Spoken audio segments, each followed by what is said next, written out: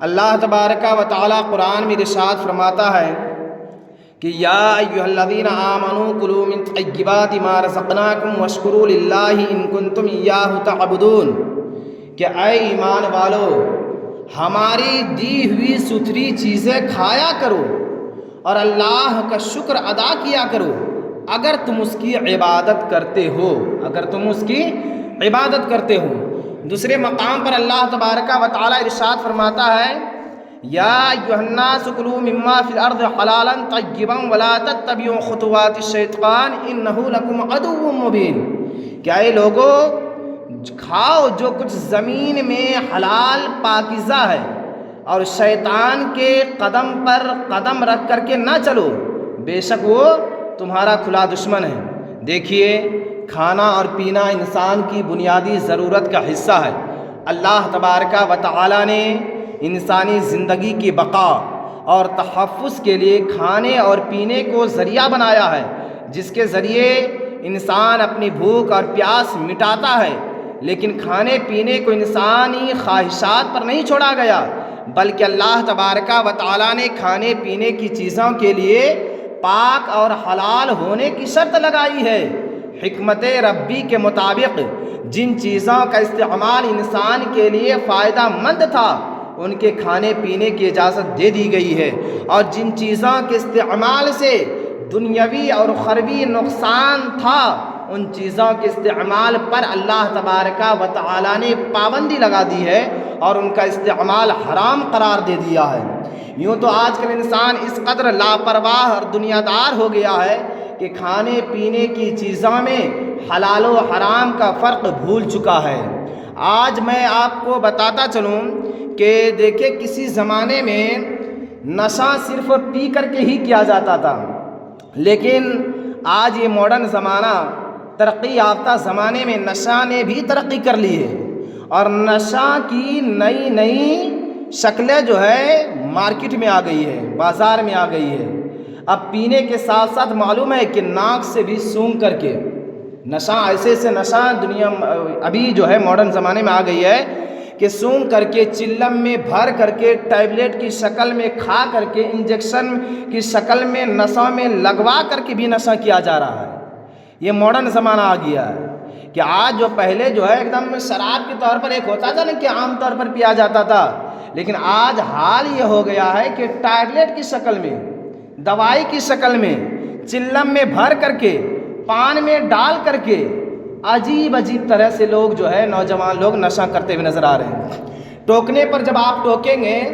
نوجوانوں کو تو کہیں گے یہ تو بیئر ہے، یہ تو وسکی ہے، یہ تو فلاں کا جوس ہے۔ یہ لوگ سمجھتے ہیں کہ ایسا کہہ کر وہ لوگوں کو فریب دینے میں کامیاب ہو جاتے ہیں۔ کاش انہیں شعور ہوتا کہ وہ کسی اور کو نہیں بلکہ خود کو ہی فریب دے رہے ہیں، خود کو ہی دھوکہ دے رہے ہیں۔ یاد رکھیے گا کوئی انسان اگر رات کو دن کہہ دے گا تو وہ دن نہیں ہو جائے گا، اور اگر دن کو رات کہہ دے گا تو وہ دن رات نہیں ہو جائے گی۔ اسی طرح شراب کو کوئی بھی نام دے دیا جائے وہ شراب شراب ہی رہتی ہے، چاہے اسے بیئر کہے یا فروٹ کہے یا وسکی کہے یا فلاں کا جوس کہے یا کچھ بھی کہے، حرام چیز کا نام بدل دینے سے وہ چیز حلال نہیں ہو جاتی ہے۔ آج کل جو ہے شراب کو الگ الگ ناموں کے ذریعے جا کے بیچا جا رہا بازار میں، تو یہ دیسی شراب ہے، یہ بدیسی شراب ہے، یہ وہ ہے، یہ وہ ہے، یہ فلاں کا جوس ہے، ایسا ویسا کہہ کر کے نوجوانوں کی زندگی کو تباہ و برباد کیا جا رہا ہے۔ شاید آپ لوگ نہ جانتے ہو کہ نقصان دہ چیز کا نام بدلنے کا طریقہ جو ہے یہ ابلیس مردود کی ایجاد ہے۔ جب جنت میں ممنوعہ درخت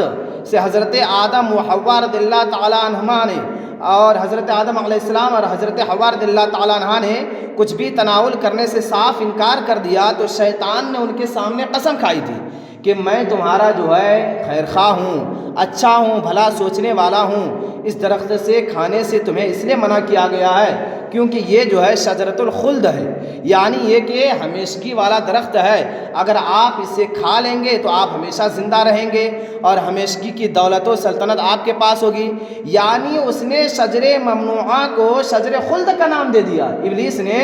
شجر ممنوعہ کو شجر خلد کا نام دے دیا، جس طرح کل شیطان نے ایک نقصان پہنچانے والی چیز کا نام بدل کر سیدنا آدم علیہ السلام کو فریب دیا تھا، اسی طرح آج شیطان کے پیروکار نام بدل کر کے آدم علیہ السلام کی اولاد کو یعنی مسلمانوں کو دھوکہ دینے کی کوشش کر رہے ہیں کہ شراب کا نام بدل کر کبھی اسے بیئر کہتے ہیں، کبھی فلاں کا جوس کہا جاتا ہے، فلاں کا جوس کہا جاتا ہے، کبھی اسے انرجی ڈرنک کہا جاتا ہے، غرض کے ایک حرام چیز کا نام بدل کر کے خود بھی پی رہے ہیں اور دوسروں کو بھی پلا رہے ہیں، خود بھی بیمار پڑ رہے ہیں اور دوسروں کو بھی پلا رہے ہیں۔ ایسے لوگوں کے بارے میں شریعت میں نہایت سخت وارننگ آئی ہے۔ حدیث شریف آپ ملاحظہ فرمائیے، دارمی شریف کی حدیث پاک ہے، عن عائشہ رضی اللہ تعالی عنہا قالت سمعت رسول اللہ صلی اللہ تعالی علیہ وسلم یقول ان اول ما یکفأ کما یکفأ الاناء یعنی الخمر قیل فکیف یا رسول اللہ وقد بین اللہ فیہا ما بین قال یسمونها بغیر اسمها فیستحلونها، یعنی حضرت عائشہ صدیقہ رضی اللہ تعالیٰ عنہ بیان فرماتی ہے کہ میں نے رسول اللہ صلی اللہ تعالیٰ علیہ وسلم کو فرماتے ہوئے سنا کہ جس طرح برتن کو الٹا کر دیا جاتا ہے اسی طرح سب سے پہلے شراب کا معاملہ الٹا کر دیا جائے گا۔ عرض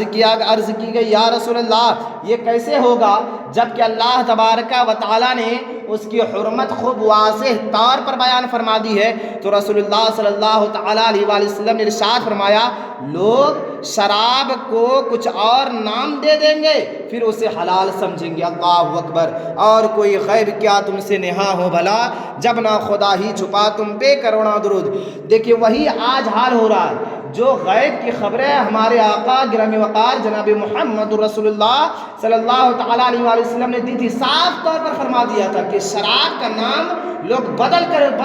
کر کے پیئیں گے، اور آج وہی ہو رہا ہے کہ لوگ شراب کا نام بدل کر کے پی رہے ہیں۔ ابن ماجہ شریف کی حدیث شریف ہے کہ رسول اللہ صلی اللہ تعالیٰ علیہ وسلم ارشاد فرماتے ہیں لا یشربن ناس من امت الخمر یسمونها بغیر اسمها یعزف على رؤوسهم بالمغازف والمغنیات یخسف اللہ بهم الارض ویجعل منهم القردة والخنازیر۔ یہ ابن ماجہ اور ابو داؤد شریف کی حدیث شریف ہے جو میں نے ابھی آپ کے سامنے پڑھا۔ حضور نے ارشاد فرمایا یقیناً میری امت کے کچھ لوگ شراب پیئیں گے اور اس کا نام بدل کر کوئی اور نام رکھ لیں گے، ان کے سروں پر موسیقی یعنی میوزک، یعنی وہ جو بجتے ہیں گانے وغیرہ، میوزک بجے گی اور گانے والیاں گائے گی، اللہ تعالیٰ ان لوگوں کو زمین میں دھسا دے گا اور ان میں سے کچھ لوگوں کو بندروں اور سور میں مسخ فرما دے گا، تبدیل فرما دے گا۔ دیکھیے الفاظ رسول پر غور کرے کہ آج دنیا میں خصوصاً بڑے بڑے شہروں میں پارٹیوں کے نام پر ایسا ہو رہا ہے کہ نہیں ہو رہا۔ بڑے بڑے آپ شہروں میں دیکھیے، بڑے بڑے سٹیوں میں دیکھیے کہ جگہ جگہ شراب و شباب کی محفلیں سجتی ہے، الگ الگ قسم کی شرابیں کی الگ الگ ناموں کے ساتھ موجود ہوتی ہے، میوزک بھی بج رہا ہے، ناچنے گانے والی لڑکیاں عورتیں بے حیائی کا کھلم کھلا اظہار بھی کر رہی ہے۔ ایسے لوگوں کے بارے میں کتنی شدید وعید اور سخت وارننگ آئی ہے، مگر پھر بھی مسلمان نوجوان ان ساری وعیدوں اور سختیوں کو بھول کر شراب کی مستیوں میں چور ہو کر کے گناہوں میں ڈوبا ہوا ہے۔ مسلمانوں کو اچھی طرح یاد رکھنا چاہیے کہ جو چیز بھی نشہ لاتی ہے وہ تم پر حرام ہے، جو چیز بھی نشہ لاتی ہے، یہ قاعدہ یاد رکھنا چاہیے، جو چیز بھی تم پر نشہ لاتی ہے وہ تم پر حرام ہے۔ اور یہ ایسی ویسی بات نہیں کر رہا ہوں، یہ بخاری شریف کی حدیث شریف ہے۔ حضور صلی اللہ تعالیٰ علیہ وسلم نے ارشاد فرمایا کل مسکر خمر و کل مسکر حرام۔ کیا فرمایا کہ ہر نشہ لانے والی چیز شراب ہے اور ہر شراب حرام ہے،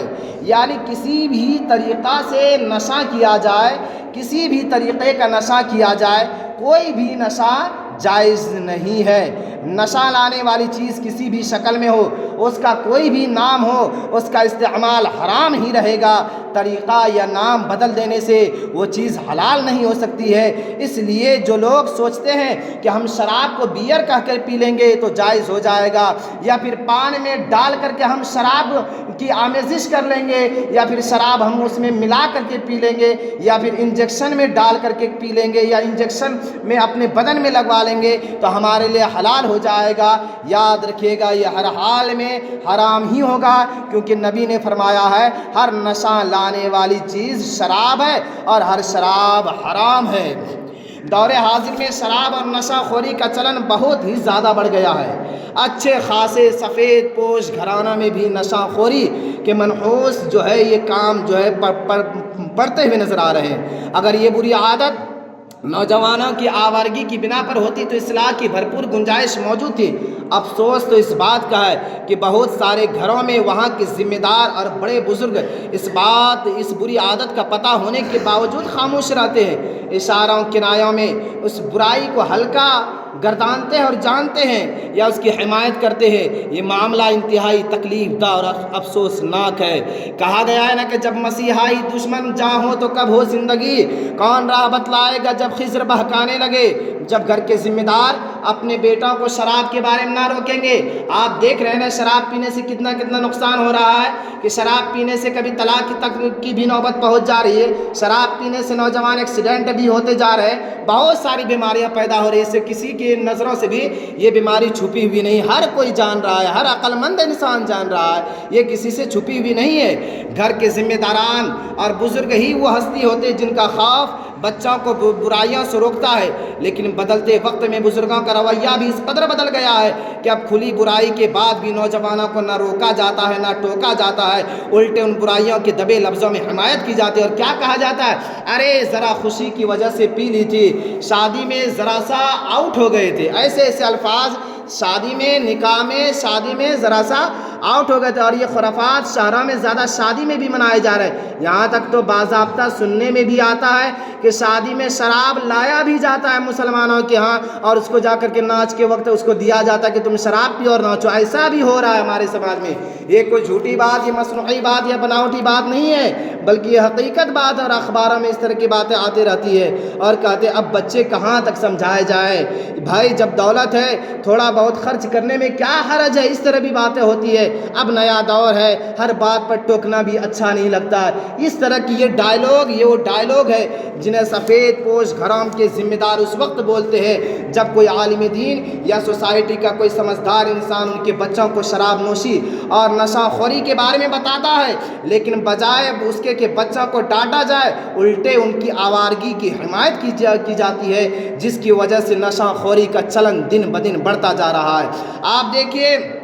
سنیما اور ٹی وی نے شراب نوشی اور نشہ خوری کو بہت زیادہ بڑھاوا دیا ہے، مگر پھر بھی اس کا دائرہ قدر محدود اور چھوٹا تھا۔ لیکن انٹرنیٹ کی فراہمی نے ہر شخص کے ہاتھ پر ٹی وی اور جیب میں سنیما گھر بنا دیا ہے۔ دیکھتے ہی دیکھتے لوگ انٹرنیٹ کے دریا میں ڈوبتے گئے اور برائیوں میں مبتلا ہوتے گئے۔ کہتے ہیں کہ برائی اس وقت تک بری رہتی ہے جب تک اسے برا سمجھا جاتا ہے، اگر دیکھنے کا انداز بدل جائے تو برائی بھی اچھی نظر آنے لگتی ہے۔ کسی زمانے میں شراب اور نشہ خوری اس لیے بھی بری لگتی تھی کہ وہ ظاہری طور پر بھی بری نظر آتی تھی، گندے علاقوں میں تیار ہوتی تھی، سخت بدبودار ہوتی تھی، پینے والے بھی گندے لوگ ہوتے تھے، اس لیے عام آدمی بھی اسے بری نگاہ سے دیکھتے تھے۔ لیکن بدلتے دور میں شراب نوشی اور نشہ خوری پر جو ہے گلیمر کا تڑکا لگایا گیا ہے اور طرح طرح سے اسے پرکشش بنا کر ظاہر بھی کی گئی ہے اور اس کو برائیوں کو ختم کرنے کی کوشش کی گئی، جس سے لوگوں میں اس کے برا ہونے کا جو ہے اثر جو ہے ختم ہوتا جا رہا ہے،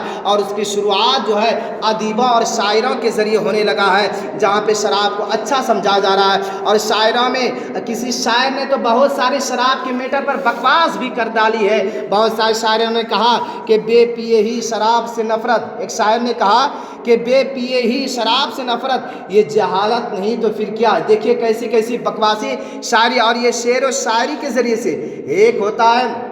کہ اچھی شعر و شاعری کرنا، جیسے حضور صلی اللہ علیہ وسلم کی نعت پیش کرنا، اولیاء کرام کی منقبت وغیرہ بیان کرنا، یہ سب اچھی ہے، لیکن جا کے واہیات اور خرافات شعر و شاعری کے ذریعے گناہوں کو عروج دینا اور گناہوں کو بڑھاوا دینا، تو اسی میں سے ایک بکواس شاعر نے کہا بے پیے ہی